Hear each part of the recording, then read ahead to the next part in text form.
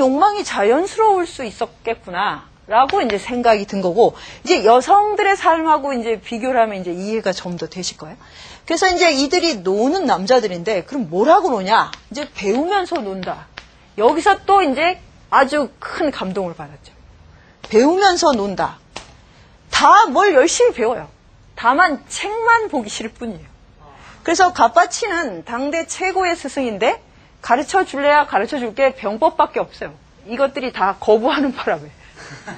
그래서 억지로 가르칠 수가 없으니까 포기하고 그냥 자유롭게 내버려 두고 밤에 병법만 가르치면 그때만 귀가 솔깃해서 듣는 거예요. 근데 낮에 그러면 뭐 하냐? 체력 단련을 뭐 띵뛰기, 멀리 뛰기, 뭐 높이 뛰기. 그 조선시대에는 담벼락이 이렇게 약간 위에 있었잖아요. 그러니까 이거를 뛰어넘는 연습을 하는 거예요. 누가 더 많이 뛰나. 그래서 막 뒤로 갔다 앞으로 갔다 이런.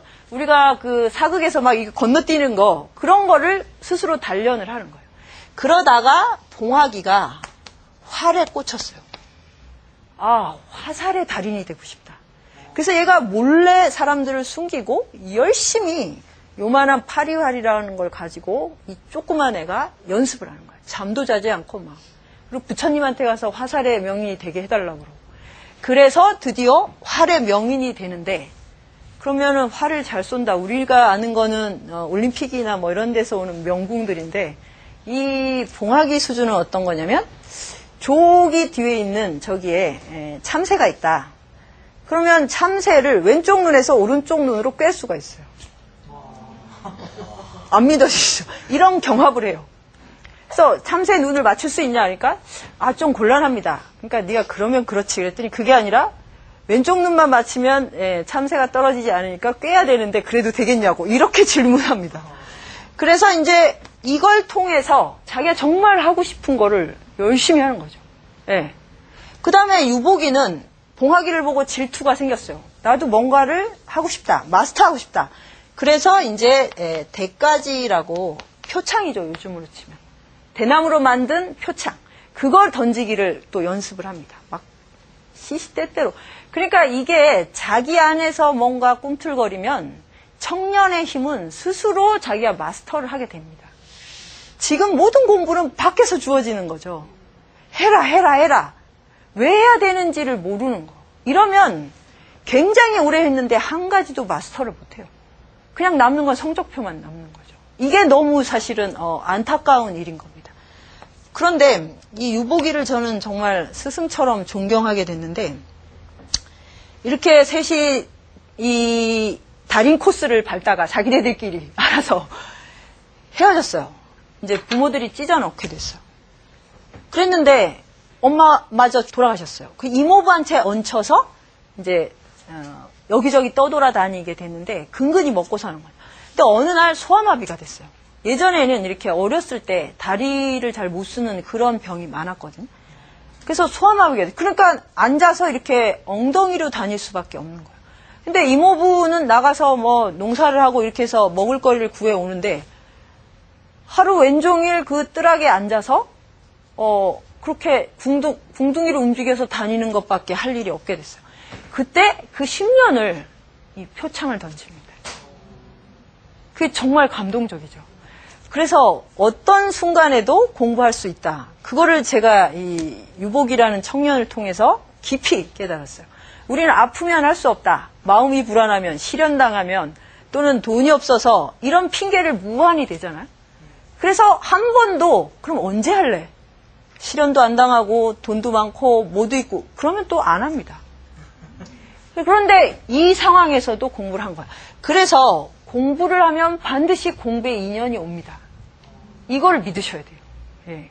그래서 이제 지나가는 할아버지가 약초의 그 달인이었는데 이분이 이제 그 유복이가 눈에 딱 들어온 거예요. 그래서 한번 던져보라고. 유복이는 파리를 맞춥니다. 예, 이 대가지로. 그래서 이 파리를 맞히다가 이제 좀 재미없으니까 날개하고 2마리, 3마리를 날개 한 다음에 막 맞히는 이런 경지까지 가는 거죠. 그리고 올림픽 선수들도 이렇게 못하죠. 예. 그러니까 이게 자기 생활하고 이 기능이 분리되는 거. 그러면 사실 서커스랑 차이가 없죠. 올림픽이나 월드컵은 서커스가 돼버리죠. 삶하고 결합을 해야 됩니다. 그래서 이제 이 대가지의 달인이 되는 거고, 축지법의 달인도 나오죠. 뭐 서울에서 청소골까지를 한 이틀의 주파에서 이 궁중에서 문정왕후가 뭐라고 했다는 말을 실시간 중계방송을 할 수 있는 이런 초스피드의 또 백두산 청년이 나와요. 그러니까 우리가 지금 인터넷 시대에서 되게 빨라진 것 같지만 이때도 자기가 필요한 정보는 그 정도 속도감을 다 가지고 있어요. 사실 우리가 인터넷에 다 있다고 해서 저처럼 뒷북인 사람은 한참 뒤에야 무슨 사건을 아는 거죠. 그 많은 정보를 언제 다 검색을 하고 있습니까? 그러니까 속도가 빨라지지 않아요. 평균 속도는 늘 동일한 겁니다.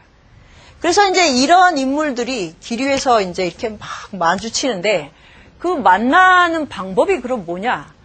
얘들은 이제 이 무식하고 별로 이렇게 생각하는 걸 좋아하지 않아요. 그러니까 만나면 일단 한 판 겨루죠.